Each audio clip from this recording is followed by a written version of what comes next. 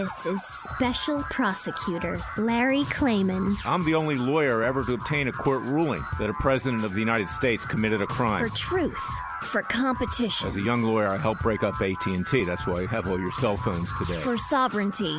For the Republic. I'm the guy who, at Judicial Watch, which I founded, uncovered the Chinagate scandal. Millions of dollars going to the Clinton campaign, corrupting our political system. For the privacy of citizens. And I'm the only guy to have enjoined the National Security Agency from mass surveillance on hundreds of millions of Americans. Tearing it up. I'm the son of meat packers in Philadelphia, Pennsylvania. I know how to slice and dice. Bringing it back. We're going to take this country apart and put it back together again in the way envisioned by our founding fathers. It's not just talk. We're not just regurgitating news stories. Larry Klayman, special prosecutor, is making the news. And now, here's Larry. Welcome to this week's edition of Special Prosecutor with Larry Klayman. We have another great show. A lot's been happening this week. As we say in the lead-in, we just don't report the news. We make the news. But let's talk about reporting the news this week because it bears on us making the news. Special counsel Robert Mueller has announced through his various leaks, and of course, on September 14th, we're going to get a cache of documents which will show that he's been leaking grand jury information. That's illegal, that's criminal, and hopefully that'll be it for Robert Mueller. But until then, he's now ramping up. He's using more Department of Justice resources, more lawyers, more backup, everything else, at great taxpayer expense. And, of course, who approved this in all likelihood? Our inert, cowardly, and ostrich-like Attorney General Jeff Sessions, and under him, the Deputy Attorney General Rod Rosenstein. This is an absolute outrage. It's continuation of the witch hunt. We know that it continues on. And the fact that Mueller is now hiring more staff, or at least utilizing more staff at the Justice Department as a cover, shows that he's out to chop the head off of the president, literally and figuratively. And that's why we need to do something fast. That's why we at Freedom Watch are taking strong action. We're not just getting documents like my old group, Judicial Watch. I mean, that's great. Fitton gets on Hannity, he gets on Tucker Carlson, et cetera, because they want the documents. But I'd rather get in a court of law, and I would rather actually take Mueller out legally. I'm not in it for the PR. That's why we have this show, because I make my own PR. I don't need Fox News. I don't need a group that's trying to tell the American people that there's hope here out of government when, in fact, there is no hope. We know there's no hope. Congress is a dog and pony show. It's entertaining. They're threatening, but they never do anything. When in the last 30 years, even during the time of the Clintons, other than impeachment, and, of course, Newt Gingrich was Speaker of the House then, and all that we really did was Monica Lewinsky when there were much more serious scandals that were involved. Why is it that government does nothing? Why is it that our Justice Department has buried its head in the sand? And if now it's even worse, it's giving more resources to Robert Mueller. And why is it that the President of the United States has been getting this bad advice from his lawyers, telling him to sit tight, not to do anything? Why isn't he challenging in court Mueller's authority to proceed under his mandate? The mandate is limited to Russian collusion and related matters. It doesn't give Mueller the right to go far afield with Paul Manafort, with Michael Cohen, and with others. And let's talk a little bit about Michael Cohen this week. Who did he hire this week as his lawyer? If you can believe this, it's theater of the absurd, but it's very, very dangerous. He hired Lanny Davis. Now, you've seen this guy on TV. He sucks up to everybody in Washington, D.C., to get his face on cable news. He's even on Fox from time to time. I sued Lanny Davis back in my days at Judicial Watch. He is one of the most slimy, disgusting people in Washington, D.C. He's got that sick smile when he comes on the air, and he's in it for Lanny Davis. Now, he's a Democrat through and through. He ran interference for Bill and Hillary Clinton back into the 1990s, but he presents this image that he's somehow holier than thou and equal-handed. Now, this is very dangerous for the President of the United States, for Donald Trump, because Lanny Davis will do everything he can through Michael Cohen, who this week gave an interview, if you can believe this, with George Stephanopoulos. That was obviously lined up by Lanny Davis because Lanny is tight with George Stephanopoulos. They were all part of the Clinton cabal and still are. Cohen represents a true threat to the President of the United States and to the country. And if this president is brought down, and he's doing a fantastic job, the next president that we get in 2020 is going to be make Barack Obama look like a choir boy. And that, for that matter, Bill Clinton or even George Bush, who was a complete failure as a president and an idiot on top of it. He gave us the wars in Afghanistan and in Iraq, lots of people dying, accomplishing nothing. Actually, ISIS resulted from all of his actions, and we pushed Iraq closer to Iran. So we need this president, and we need to fight for him. And that's why these citizens' grand juries that I have been talking about, that we're setting up in the next few weeks, must be done. They're powerful. We cannot use violence. We cannot use force. We have to use the legal means that we have.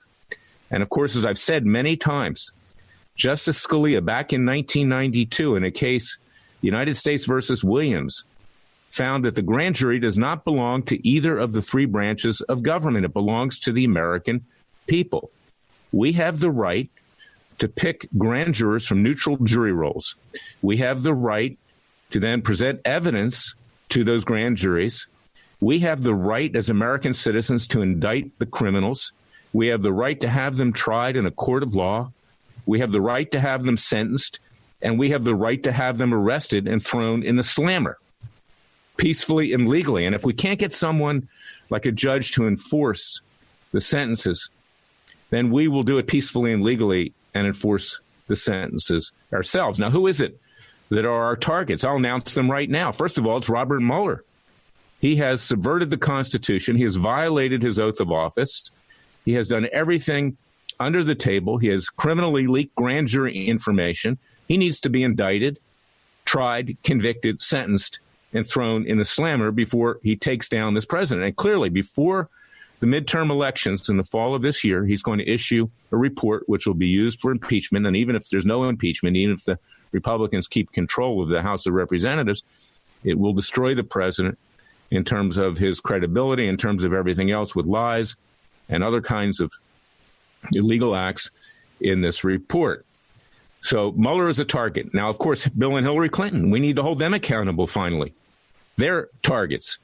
James Comey, John Brennan, former head of the CIA, James Clapper, former director of national intelligence. All of these people, including the Obamas, of course, who are behind a lot of what's going on right now in their $8 million mansion in Colorado. They're orchestrating this whole thing. All of these people need to be brought to justice. We cannot have a dual system of justice. And we cannot have people walking off scot-free thinking that they can do this into the future, particularly with the mass surveillance that the deep state has, which is keeping everybody in check. Now, we need stuff for real. We need to actually do real things, not stuff like Tom Fitton and Judicial Watch do. I mean, this week they filed a letter with the House Ethics Committee asking them to investigate Maxine Waters' threats on various conservatives and others who challenge her ultra-leftist agenda and the ultra-leftist agenda of the New Democrat Party, which is socialist. This is illegal. You can't threaten. It's sedition.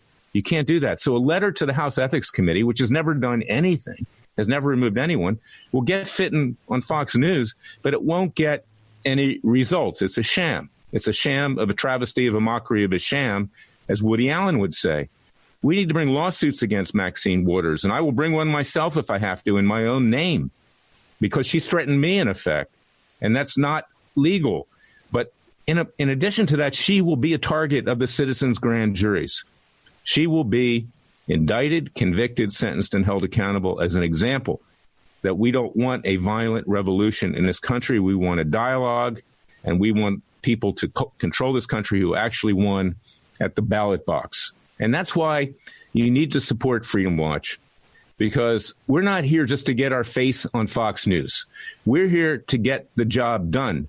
We don't have a lot of time yet. Our founding fathers did not declare independence in Philadelphia in 1776 on July 4th to get on Fox News. We are the force. In fact, Freedom Watch is starting because in the last few weeks I've had to travel back and forth to Washington, and I watched the Justice League. I don't usually like those kinds of movies, but I think this is actually a really good movie. And it's with Batman, it's with Wonder Woman, it's with The Flash, it's with Aquaman. And it tells a tale. It tells you that you can do it yourself. You don't need the government. So these superheroes, They're you. You're you, the American people. We need to enlist you in Freedom Watch's Justice League, and go to freedomwatchusa.org. freedomwatchusa.org. Sign up, enlist in Freedom Watch's Justice League. You are the superheroes. You are the people who will deliver the United States to righteousness and to return it to the vision of our founding fathers. And I hope that you will do that with Freedom Watch, because, I will risk all. I have a sense, because, it's a spiritual sense that I get from Jesus, and I get from the Father, and I get from myself, and I get from the great people who preceded me and you in this quest to make this country a great nation, which it is, and President Trump is trying to make it great again. I feel that we have a destiny, and I feel that we together are those superheroes that can save this country, but we can't save it by going on Fox News. We can save it by actually taking action, more than just getting documents, more than just sending letters to the House Ethics Committee. We need to rise up. We need to have these citizens' grand juries. We need to exercise our power peacefully and legally, and we need to reinstall this country to the great country that it is. So go to freedomwatchusa.org, freedomwatchusa.org. Join our cause, contribute to our cause. We need more resources. You need to be able to do the job that needs to be done. So we need tax-deductible contributions to get this job done, and we hope that you will do so. Now, we're going to be back with our second segment of Special Prosecutor with Larry Klayman. I'm getting confused because I actually have a petition up on our website that says, sign that petition, have the president nominate me special counsel. That can be in addition to what we're talking about with regard to citizens' grand juries. We are your Justice Department. Nobody else is. I'm going to be right back with our second segment of Special Prosecutor with Larry Klayman.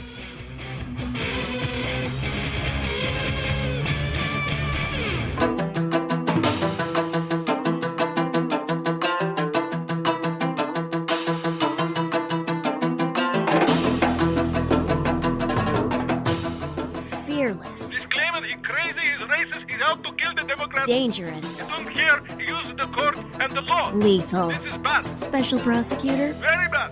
Larry Klayman. If you'd like to support Freedom Watch and this radio show, go to freedomwatchusa.org. I'm back with my very good friend, Alan Keyes, a true American patriot, a hero, someone who I've always admired a great deal, has been in government, has been out of government, but he's a true intellect. And I want to get your views, Alan, on this current Supreme Court. The nomination is coming up this Monday by President Trump to replace Justice Anthony Scalia, and your thoughts on what the president should do in choosing a new Supreme Court justice. Well, I said in an article last week at Warren Daily that he has a tremendous opportunity to make a difference here. And if he were to choose a new justice, who actually rejected the jurisprudence of the 20th century Supreme Court, right? Then he could possibly save this country. But in order to reject that jurisprudence, I think you have to look for somebody who is not just in terms of this issue or that, because in point of fact, I think when they come right down to it, President Trump is now being criticized because he is saying that he's not going to ask about abortion and ask about this and ask about that. It's actually not appropriate to treat a justice of the Supreme Court as if they should give you an answer to a question about a case. How can they make a judgment about a case if the case isn't in front of them? So how do you deal with that fact, that they deal with case law, that to answer questions about a case that hasn't even been brought yet means that you're going to be exposing prejudicial opinions, and you should not expose prejudicial opinion? How do you ask that question? And I think the answer is very simple. You do the same thing the founders did when they wrote the Constitution. And it obviously wasn't there to be consulted, was it? Because they were writing it. So what did they consult? They consulted what they called the principles of the revolution, the principles of liberty, the principles of Republican government. Now, of course, you can ask somebody, what are those principles? How do you regard those principles? What do you think are the principles of liberty that have to be applied when you are looking at the Constitution and making judgments about whether things are consistent with the Constitution? What are the principles that will inform your understanding, not just of what is there, but why it's there? Everybody forgets that. In order to preserve an institution, you must understand its purpose, its goal. And the purpose and goal is not necessarily explicitly stated there. It's going to be like the premises of geometry. You know, geometry always adds that, even the different geometries. You have to have some basic things that you define and basic principles that you apply, right? Well, what you're saying is, Alan, is look to the Declaration of Independence, correct? Well, what I believe is, of course, what the founders believed, that the premises of the principles of the revolution, which then led them to an understanding of what constituted Republican government, of which they then discussed what would establish and preserve that government. How can you deal with the Constitution if you don't do what they did when they wrote it? You see what I'm saying? Yes. No, that's an excellent thought. And what you're saying is, don't ask specific questions about cases. Go back to the basic principles upon which our country was founded. And in that regard, we got about 2 minutes left because I'm going to turn it over to you. But my thoughts, I don't like Brett Kavanaugh. He's obviously doing a public relations campaign like this is an Academy Awards event. But in our NSA case, where we got 2 injunctions, we caused the enactment of the USA Freedom Act. Of course, the deep state intelligence agencies continue to violate it anyway. He found that mass surveillance was perfectly fine. I can't accept that because what really is in that Declaration of Independence is life, liberty, pursuit of happiness, and you can't have Big Brother looking over your shoulder if you're going to be able to do that. So I agree with you completely, and let me turn it over to you, Alan, to give your final thoughts on where you think this thing's headed with the Supreme Court. Well, see, I think so much of what is dealt with in the Constitution turns on the question of what is limited government. And we never ask the right question about that. Limited by what? Limited by whom? And the answer was explicit in the Declaration, okay? Limited by the laws of nature and of nature's God. Limited by the endowment of God, which determines the substance and terms on which we have our rights. Limited by the understanding of rights, which is not that they are freedoms, but that they are obligations to God, which we are free to pursue because he authorizes the pursuit in the way he made us. That's why they're unalienable. That is basic. And I would test to see whether people have that basic understanding of what the Declaration is about and what the Constitution is, therefore, the instrument that achieves what that Declaration is about. Alan, that's excellent. Can you come back next week to analyze who was chosen? Because we're out of time right now, but I want to have you back for a very long segment. And I want to thank you for everything that you've done for the American people. You are one of the people who are truly like a founding father. So thank you. You're welcome. We'll be back with the next segment of Special Prosecutor with Larry Klayman.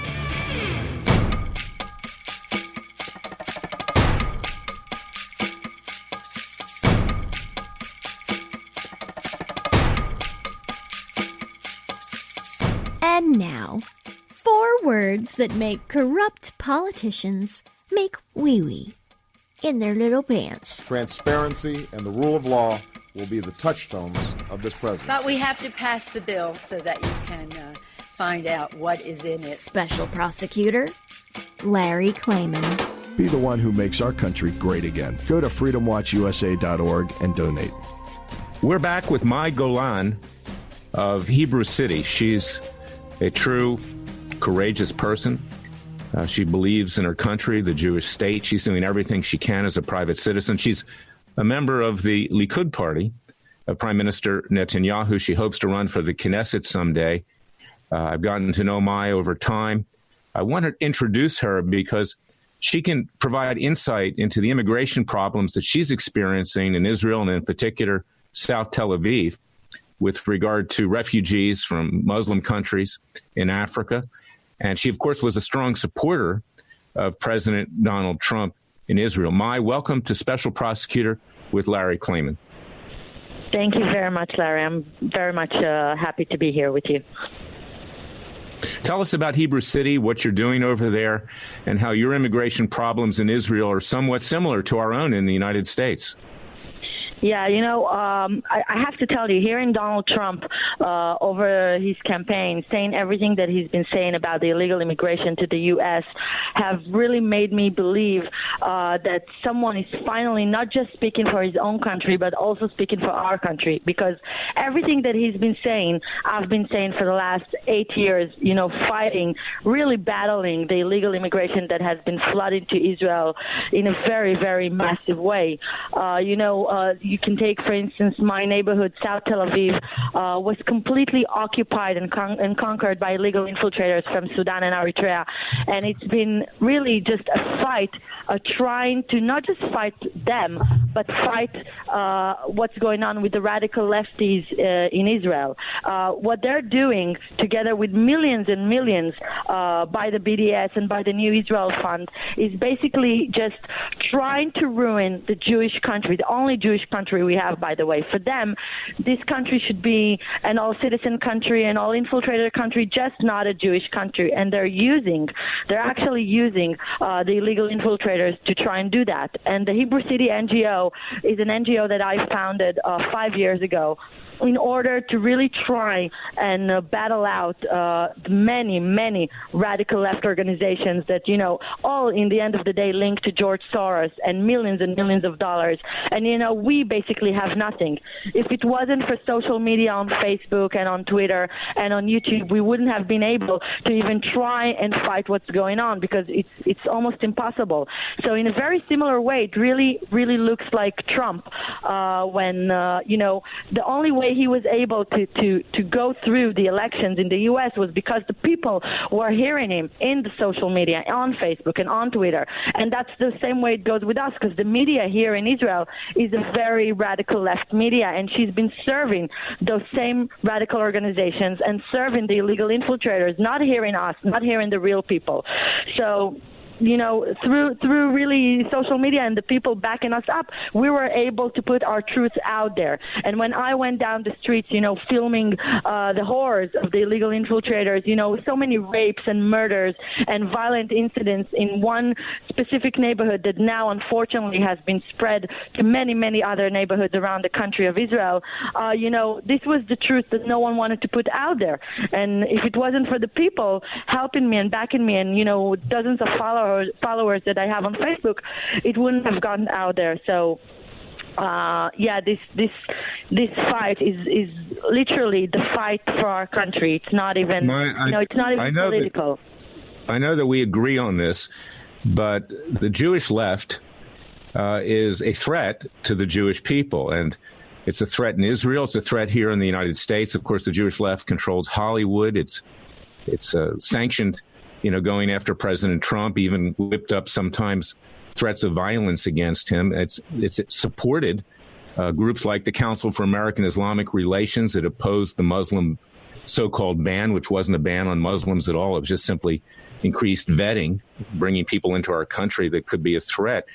And I want to get your take on Israel, because people think of Israel as monolithic, but in fact, you're up against this Jewish left, which is their spokesperson is El Haratz, much like the New York Times is here and the Washington Post. Give people a feel for that, and how this does not represent the Jewish people. This is not representative of us.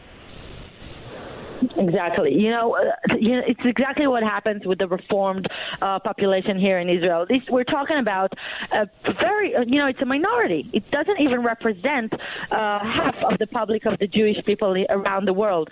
And the problem is that when you have such radical lefties that represent Israel as Jews, by the way, the majority of them went against Trump in the elections. But when you see them fighting so hard against Israel, but still representing, Israel and the Jews, you realize how much power they have. And when you go deep and you dig and you dig and you find out George Soros with his billions of dollars, and you find out really, there's no other way to put it, really evil people that are standing behind what I call the war against Israel. And when you understand But they're just a minority. They don't represent even a quarter of the population. And the actual fact, the Likud government here in Israel, when they're basically ruling with the Prime Minister Benjamin Netanyahu, they're representing the majority of the Israeli people. And you see it in the elections. But the media, time after time, puts a crown on the left people and on the left candidates of Israel, and they put the same crown on the radical lefties and the reform people and the people that are being backed by George Soros. And it's a real fight. It's a real fight that we're doing against those Hollywood Jews that, someone should get up and investigate the millions of dollars that they're getting in a very, very untrusting way. Well, it's ironic that Prime Minister Netanyahu has been criticized unfairly for making, if you can believe this, anti-Semitic comments about George Soros, his son as well, because he's trying to create an alliance with Hungary. That's where Soros is from. And people don't realize that Soros is not really Jewish. I mean, this is a guy who, with his father, collaborated with the Nazis in World War II, confiscating property from Jews going to the ovens and gas chambers. And this is somebody who does not represent the Jewish people. You can't make an anti-Semitic remark about the guy because he's obviously not in his heart a Jew. Not only that, Larry, I'm going to say something that might sound hard, but this is a sick person. It's a sick person. It's a person who took proud of the fact that his father seeked out to kill Jews during the Holocaust. He takes pride in that. On an interview, he said that this was the most wonderful time in his life. And when he understood that that's what his father was doing during the Nazi period, he actually didn't even feel any remorse or regret about it. So, you know what? I understand the Muslims and I understand the people who want to destroy Israel when they support someone like George Soros. But what I don't understand is real Jews, around the world that are actually supporting his views when they can see clearly that all of his actions are against Israel. And by going against Israel, by the way, he's going against the U.S. He's going against democracy in the world. He's going against what's right. He's supporting the Muslim Brotherhood. He's supporting ISIS. He's supporting terror around the world. I don't understand how Jews in Hollywood, such as, people that have really been saying horrible things about Trump.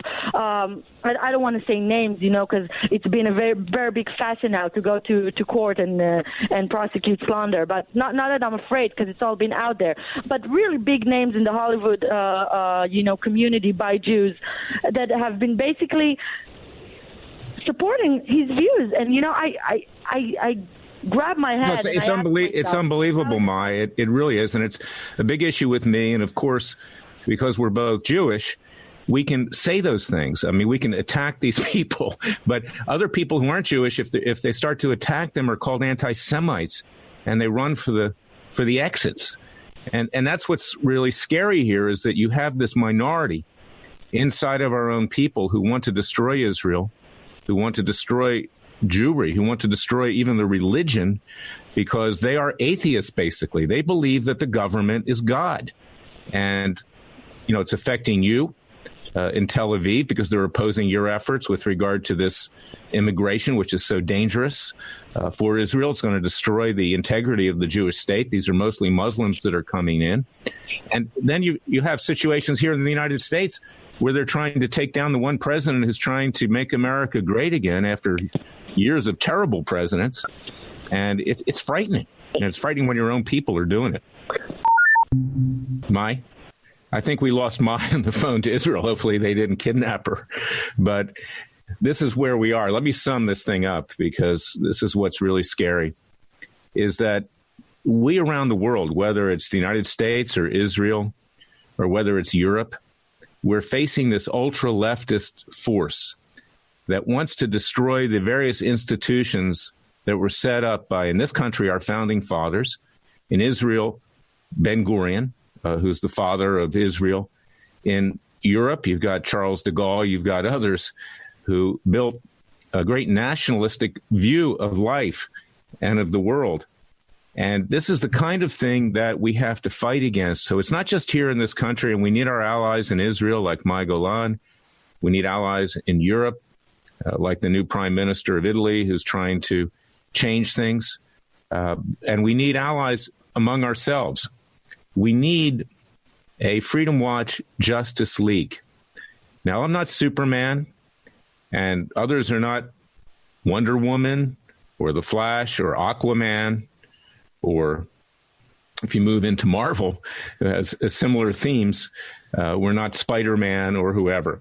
We are ordinary people, but we can do what these superheroes have been doing, and that's why I've used this theme of Freedom Watch's Justice League. We're going to have a separate webpage that you can connect to off of our internet at freedomwatchusa.org, because you see, what's really interesting about this, and it's why I like these movies so much, is that it doesn't depend on the government to do the job. It depends on the superheroes who actually realize that the government can't do it, that they have to do it for themselves. And that's my theme today, is that enough of this dog and pony show, enough of boosting ratings on networks like Fox News, enough holding out false hope that the government's going to do it. It hasn't done it in the last 3 decades at a minimum. Even Richard Nixon, he had to resign. He wasn't forced out of office. And I'll tell you something, Richard Nixon, in comparison to the other presidents, with the exception of Trump and Reagan, comes off looking good, even with Watergate. I mean, at least he was a patriot. At least when he realized that what was happening was destroying the country, he resigned. Obama never did that. Clinton never did that. Lyndon Johnson resulted in 55,000 deaths in Vietnam and hundreds of thousands of people maimed. He may be the worst president of our lifetime, my lifetime. So we cannot look to the government to do it for us. We must look to a group like Freedom Watch to do it. And we need to grow bigger. We're small now. And because I say things that are straight up, and, you know, if you know why I'm beating up on Fox News, is because you can't say what you really feel in there. You can't say that Obama in his heart was a Muslim, and that's why he was anti-Semitic, and that's why he went against a lot of normal Jewish and Christian interests in this country.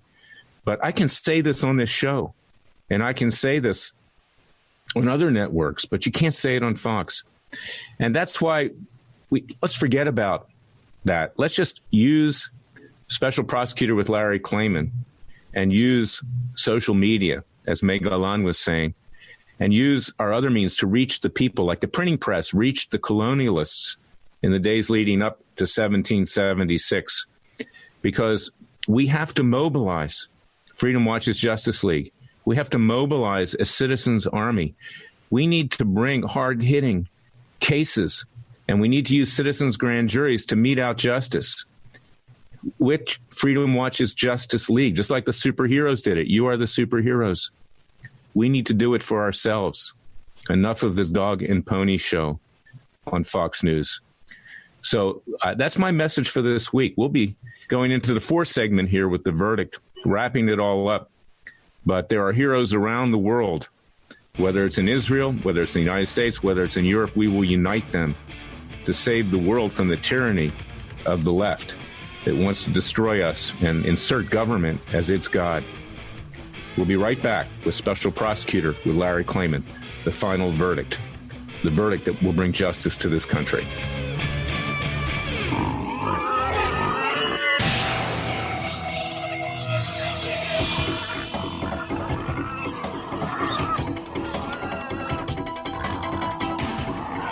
Before he was a trial lawyer, he sliced him and diced him. People used to ask me, Larry, what caused you to start Judicial Watch and now Freedom Watch, given the powerful forces in this country that put you at risk? In a meat packing plant. I'm the son of meat packers in Philadelphia, Pennsylvania. I know how to slice and dice. A very special prosecutor, Larry Klayman. If you'd like to support Freedom Watch and this radio show, go to freedomwatchusa.org. On Monday, we're going to have a new Supreme Court Justice nominee. It's very important who that nominee is. Of course, you know, I'm always skeptical because these are establishment people who are chosen in any event. If you want to be a Supreme Court justice literally from birth, you have to be cognizant of what, if you're a judge, writing opinions can mean in terms of getting nixed. You know, it's funny. One time, one of my favorite judges, I said to him, who's ruled in our favor many, many times, I'll keep his name confidential at this point. I said, you know, I wish you were a Supreme Court justice. And he said to me, Larry, you know, there's two words why I'm not. And I said, what's that? And he said, Larry Klayman, because he made some very strong rulings on my behalf and on Judicial Watch's behalf when I was running it as chairman and general counsel. And that's, of course, the story here is that these people don't want controversy. They are part of the establishment, but there are some that are better than others. And this Supreme Court Justice nominee, a judge of the D.C. Circuit, that's the appellate court in Washington, D.C., Brett Kavanaugh, in my view, is totally unsuitable. I've had him on a number of cases. In our cases against the NSA, where we enjoined the NSA under Obama from illegal mass surveillance of the American people, giving rise to the USA Freedom Act. Later, the government took that on appeal. The Obama Justice Department, the D.C. Circuit, which is highly leftist, said, well, now the issue is moot, so we don't need those preliminary injunctions in effect in any event. Judge Kavanaugh, who was sitting on that court at the time, didn't need to write anything. But he wrote something for consumption because, of course, he's been campaigning for a long time to become a Supreme Court justice. And he wrote that the mass surveillance was perfectly fine. Now, that caters to this Republican establishment that believes that it's okay. And, in fact, that establishment is not that much different than the Obama establishment because they believe in the power of government. They believe that they're part of this club in Washington, D.C. You see them on Fox News all the time, high-fiving each other, saying how great they are, thinking that they're better than the rest of us. And that's the irony, is that someone like Kavanaugh can be named. Now, I like Amy Coney Barrett. First of all, she's not from a Ivy League law school. She's from Notre Dame Law School. And she's been insulated from Washington to some extent. She also is, no matter which way they cut it, in favor of pro-life. I want a pro-life justice. It doesn't mean that Roe v. Wade's going to be overturned, although I hope it will be overturned. You know, Alan Dershowitz is going around this week crying that his friends in Martha's Vineyard are shunning him. I mean, that's where all the liberals are, you know, at this time of year in particular. They love Martha's Vineyard. Frankly, it's not that nice a place, but they think it's chic. Of course, that's the place where Teddy Kennedy killed Mary Jo Kopechne, so I guess they have a certain affinity to it. But the irony is that even Dershowitz says that Roe v. Wade is an illegal decision. There's no right of choice, women's right of choice in the Constitution. It was cobbled together by Harry Blackmun, whose daughter I went to law school with at Emory Law School. And Blackmun just simply made that up. The states can decide whether there should be abortion or not. It's not a federal issue. It's not in the Constitution. So I hope that the president will choose Amy Coney Barrett. It's good for him. Have a woman up there. It insulates him from charges that he's anti-woman and that kind of thing. But also it's good to have a conservative woman on the Supreme Court. I don't believe in quotas, but this woman actually is qualified. And that's why we need to keep pushing. And I want to reiterate, go to freedomwatchusa.org. Join our citizens' grand juries. Join our Freedom Watch's Justice League. I'm getting all choked up again over it because you are our superheroes. And we need to implement these citizens' grand juries. Letters to the House Ethics Committee that Tom Fitton of Judicial Watch is touting. That ain't going to do it. I mean, that'll get you on Fox News, but that's about it. We need to get real results. We don't need to worry about how much FaceTime we get on TV. And that's very, very, very important. And, of course, with regard to Fox News this week, I opposed the president's having named Bill Shine, who covered up for Roger Ailes at Fox News as his new deputy White House chief of staff. Now, whether Shine did anything wrong or not, he needs to be investigated before the president puts in the White House someone who has been accused of covering up sexual harassment claims and someone who was accused of having sequestered a woman who allegedly was sexually harassed by Roger Ailes in a hotel room and getting her psychiatric care so she couldn't talk. Now, these are allegations, but the president does not need this aggravation as he's moving forward. So in any event, go to freedomwatchusa.org. Join our Freedom Watch's Justice League. We'll be back next week with another great edition of Special Prosecutor with Larry Klayman. God bless you, God bless America, and God save America.